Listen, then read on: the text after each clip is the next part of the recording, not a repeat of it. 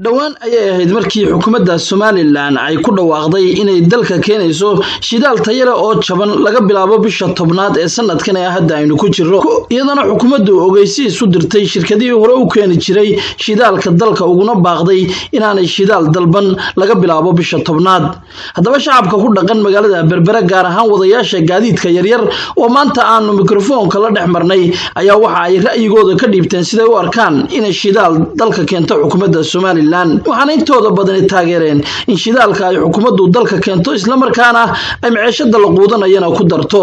iyagoo dadweynuhu aad uga cabanayay shirkadaha ganacsiga ay ku sheegeen kuwa dhiigmiirata ah shidaalka dawladdu keenaysa waxaan u arkaa wax wanaag oo soo kordhay waayo niman kaalmo haystana waalay oo markay doonaan kicinaya oo si ay doonaan xitaa waxay noo keenaan shidaal baabuurtii naga ciladeeyay marka waan ku taageersanahay dawladda inay shidaalka keento oo ay shaqadeeda qabsato shidaal xun oo baabuurtii cilad galiyay bay keenaan shicib marka shicibka wax dambe loo dhiiban maayo marka ay habeentooda ku keentay aad baan soo leeyahay shidaalka isaga waayo Somaliland dadka bayaabirka waxay doonaan inay keenaan waxay doonaan ay siiyaan marka waxaan u leenahay waan isku barbar taaganahay waan soo dhaweynaynaa waxyaabo badan sida caafimaadka sida biyaha sida leerka macluumaadka dawladda ay hay'adaha in la soo celiyo baahnay waxaan doonayaa raashinka Soomaaliya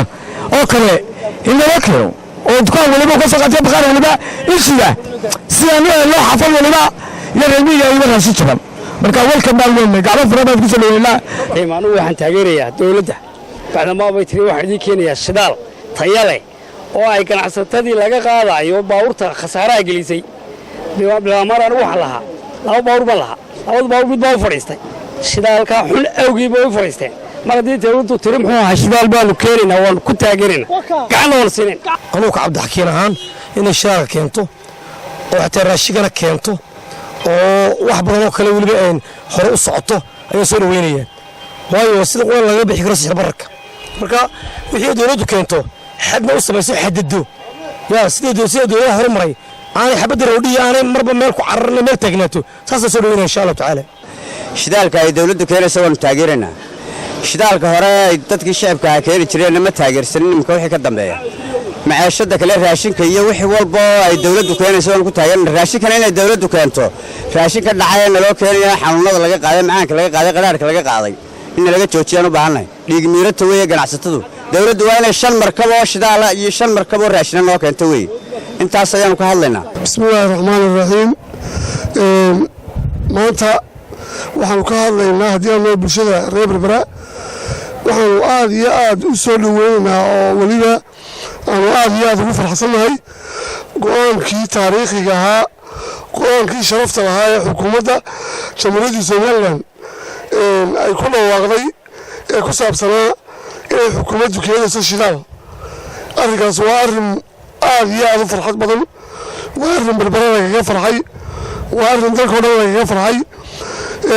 waliba waxaan oranay dadku horta maqalba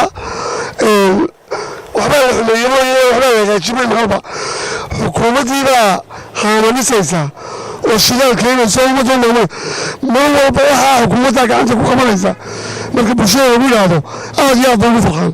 dadku waxay aaminsan yihiin xukuumadda waxay ogyihiin in xukuumaddu u naxariisanayso arrinka aad iyo aad baan ugu farxnay weliba waxaan leenahay xukuumadda iyo madaxweynaha qaranka xagga raashinka iyo ganacsiga raashinka iyo badeecadaha kana ku dara marka ka dhamaysan kana raacaya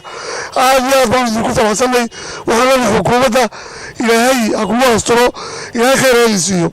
aad iyo aad baan mahadsantiin الرحمن الحمد لله رب العالمين والصلاة والسلام على رسول الله وبعد السؤال waxa weeyad weydiisay jawaabteeda ugu mudan waxay tahay dawladdu inay shidaal loo keentaa aad baan u soo dhaweynaynaa sababtoo ah shirkaduhu waxa weeyaan wax bareefada weeyaan markeedu hore waxa bareefadka ay waxa dawladda isku mid maaha marka waxa weeyaan sixir bararka laftiisu waa jabaya hadii dawladdu keento waxa badan waxa weeyaan asaasiyaadka nolosha waxa weeyaan isbedelaya waa soo dhaweynaa 100% horta aad iyo aad u mahadsantahay maxamed soo fadhiistay runtii dawladdu wax keenta waxay noogu dambeysay muddo hore oo runtii loolan karo dawladdiisa Berbera noogu dambeysay dawladdeena hadii ay garatay in ay dadkeeda wax u keento oo ay dawladaha kale jaarka u keento horta waa guul la gaadhay baan oran karaa runtii madaxweynaha aad baan ugu hambalyeynaya ganacsatada shidaalka hore u keeni jirtayna runtii waxa weeyaan dalka waxay la soo galeen dadaal badan intii badnayd way keeniyeen maanta xukuumaddu haddii ay iyadu keentay aad ayaan ugu soo dhaweynaya madaxweynahana aad ayaan ugu soo dhaweynaya runtii waa guul la gaadhay weeye annagana xisbi ahaan xisbiga kulmiye runtii waa ballanqaadadii aanu qaadi jirnay ee aanu jeclayn dadka in aan u adeegno madaxweynahana aad ayaan ugu hambaleynayaa ku salaamaya salaanta islaamka assalaamu calaykum waraxmatullaahi wabarakaatu waan soo dhaweynayaa dawladda waxtarkeeda si fiican baan u soo dhaweynaa dawladda wax noo qabanaysa ganacsatada naga qabanaysa dhigmiratada aniga waxay la tahay cid kasta oo ama dawlad ha ahaato ama dadweyne iyo shacab ha ahaatee cid kastoo ummadda wax dan oo ah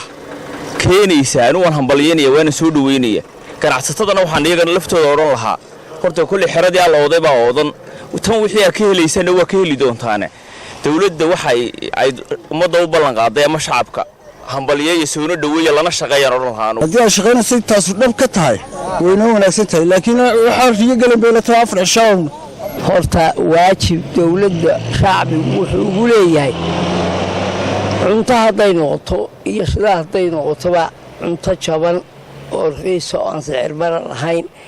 oo tayo leh dhar hadday tahay mid tayo leh shidaal hadday tahay wax tayo leh oo ay kontarooshay nidaamkeeda shacbigu xaq ugu leeyahay shacbigu waa cashuur bixiye cashuurtaa uu bixiyo in wax loogu qabto oo iyaguna wax tayo leh ay helaan waa waajib shidaalka haddaan u soo noqdo shidaal dawladdu ay gacanta ku hayso oo aan cirkaas cirbale la geynayn oo jaban oo dabadda dadkii shidaalka qaadadayana ay sicir ku siiso